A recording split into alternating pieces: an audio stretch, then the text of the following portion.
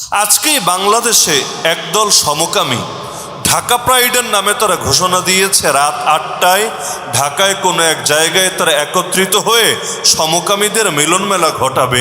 কারণ এই জুন মাসটাকে সমকামীরা তারা তাদের মাস হিসাবে ঘোষণা করে এবং বড় বড় আন্তর্জাতিক প্রতিষ্ঠানগুলো পর্যন্ত এই ফিফারা পর্যন্ত তারা এই ৬ কালারের রংধনু মানে যেটা সমকামীদের প্রতীক এটাকে তারা গর্বের সাথে প্রচার করে এবং ব্যবহার করে। তো বাংলাদেশে আজও পর্যন্ত আইনিভাবে সাংবিধানিকভাবে সমকামিতা নিষিদ্ধ, কিন্তু আইনিভাবে নিষিদ্ধ হওয়ার পরও প্রকাশ্যে তারা সমকামিতার পক্ষে প্রচারণা চালাচ্ছে।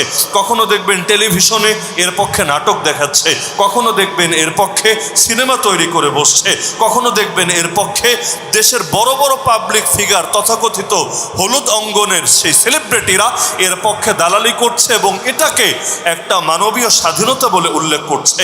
তো যদিও ৮টার সময় শুরু করতে পারে নাই, তারা এখন তারিখ সময় চেঞ্জ করে রাত 11:30 বলে ঘোষণা দিয়েছে। আমি গতকালই এলান করেছিলাম যে আমি যদি কোনোভাবে জানতে পারি যে ওরা ঢাকার কোন জায়গায় একত্রিত হবে, সেটা ঢাকার যত সুরক্ষিত এরিয়া হোক, সেটা যতটাই নিয়ন্ত্রিত এবং আইন শৃঙ্খলা বাহিনীর দ্বারা পরিচালিত এবং শৃঙ্খলিত হোক না কেন, আমি আল্লাহর বান্দা কোনোভাবে যদি খবর পাই যে ওরা অমুক জায়গায় এসে একত্রিত হবে, আর কেউ যাক বা না যাক একা গিয়ে হলেও ওদেরকে ওদের উচিত শিক্ষা দিয়ে আসবো ইনশাআল্লাহ।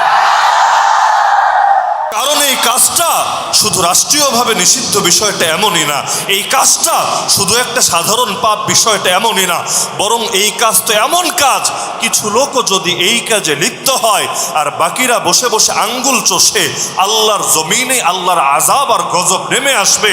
যেমন অতীতে কওমে লূতের উপর এই নিকৃষ্ট আযাব আর গজব নেমে এসেছে। আজও ডেড সি বা মৃত সাগর যার সাক্ষী হয়ে আছে। সহিহ হাদিসের মধ্যে আছে ইন্নাল্লাহা লা ইউআযযিবুল আম্মা বিআমালিল খাসা, আল্লাহ তাআলা কিছু লোকের পাপের কারণে সবাইকে আযাব দেন না, কিন্তু সেই কিছু লোক যদি সবার মধ্যে প্রকাশ্যে পাপ করে আর সবাই দেখে দেখেও প্রতিবাদ না করে চুপ করে বসে থাকে, অথচ হুম কাদিরুনা আলা আইয়ুনকিরু, প্রতিবাদ করার মতো শক্তি আর সামর্থ্য তাদের ছিল, তাহলে কি হবে?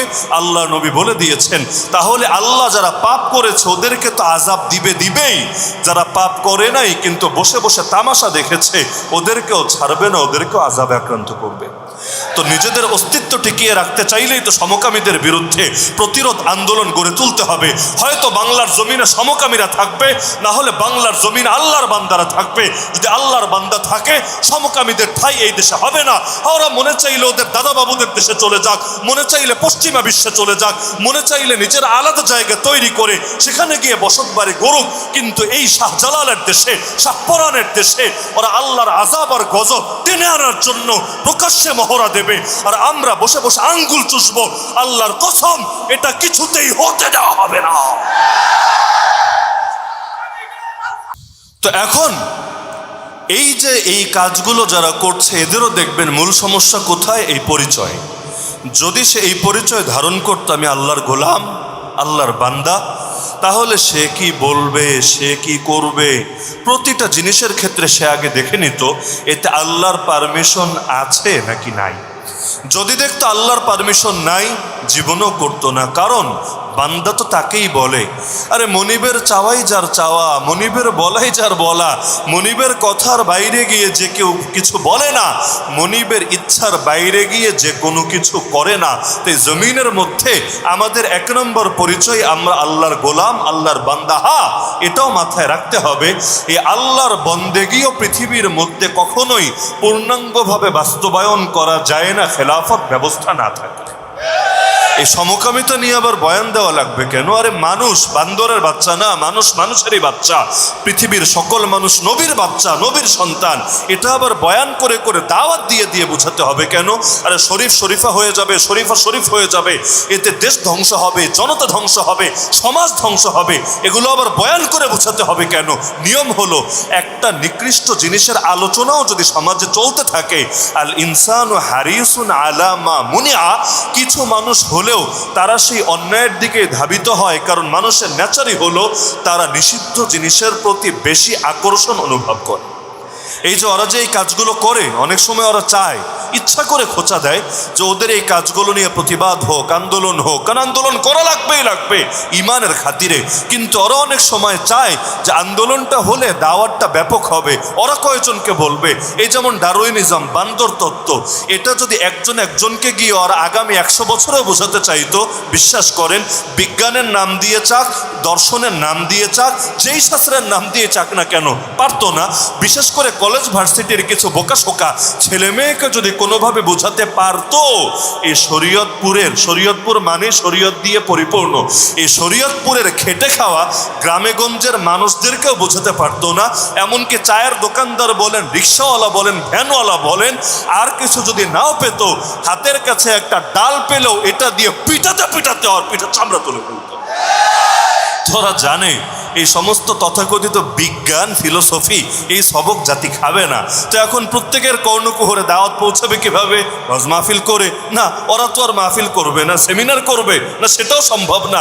কারণ জানে এই জাতির সব যুবকরা এখনো মরে যায় নাই, এখনো সবাই গোলামের খাতায় নাম লেখায় নাই। আর সিংহ যতদিন থাকে, শিয়ালরা যতই চেষ্টা করুক না কেন সুবিধা করতে পারে না। এমনকি সিংহরা যখন দেখেন না খাঁচার ভেতরে বন্দি থাকে, সেখান থেকেও যদি খালি একটু হুঙ্কার কোনোভাবে প্রিজন ভ্যানের ফাঁকফোকর দিয়ে হোক অথবা হাতের মধ্যে হাত করা নিয়ে হোক, যে কোনোভাবে খালি যদি হুঙ্কারটা ছুটতে পারে, শিয়াল মামাদের কলিজার ভেতরে কম্পন শুরু হতে থাকে। তোরা জানে যে সমাজে সবাই তো আর সিংহের খাতা থেকে নাম মুছে দেয় নাই, যারা এসে প্রকাশ্যে পাবলিক প্লেসে আয়োজন করে দাওয়াত পৌঁছাবে। তো এমন জায়গায় হাত দেয়, যেই জায়গায় হাত দিলে দাওয়াত এমনি ছড়িয়ে যাবে। কোন জায়গা? এত জায়গা থাকতে ডাইরেক্ট হাত দিল শিক্ষা সিলেবাসে। অথচ শিক্ষা সিলেবাসে তো সেটাই থাকবে যেটা এই দেশের অধিকাংশের মানুষের চেতনার প্রতিনিধিত্ব করে। কারণ কাগজে কলমে লেখা আছে গণপ্রজাতন্ত্রী বাংলাদেশ। কাগজে কলমে কেন বললাম এই ব্যাখ্যা আমার দেওয়া লাগবে না, কারণ কোনটা বাস্তবে আছে আর কোনটা কাগজ পর্যন্ত আছে এটা সচেতন মহলের মোটেও অজানা না। তো এই দেশে গণতন্ত্র আছে নাকি নাই, প্রজাতন্ত্র আছে নাকি নাই, এটা মাহফিলের সাবজেক্টও না, আর এটা আমার বলেও দেওয়া লাগবে না। তখন কাগজে কলমে হলেও তো আছে গণপ্রজাতন্ত্রী বাংলাদেশ। মানে কি? যে এই দেশে প্রজাদের কথাটাই মূল কথা, জনগণের কথাটাই মূল কথা। তারা যেটা বলবে, তারা যেটা চাইবে, এই দেশে যারা সরকার ব্যবস্থায়ও থাকবে তারাও সেটারই প্রতিনিধিত্ব করবে। তাহলে শিক্ষা সিলেবাসে কি থাকবে? বক্তব্য ক্লিয়ার।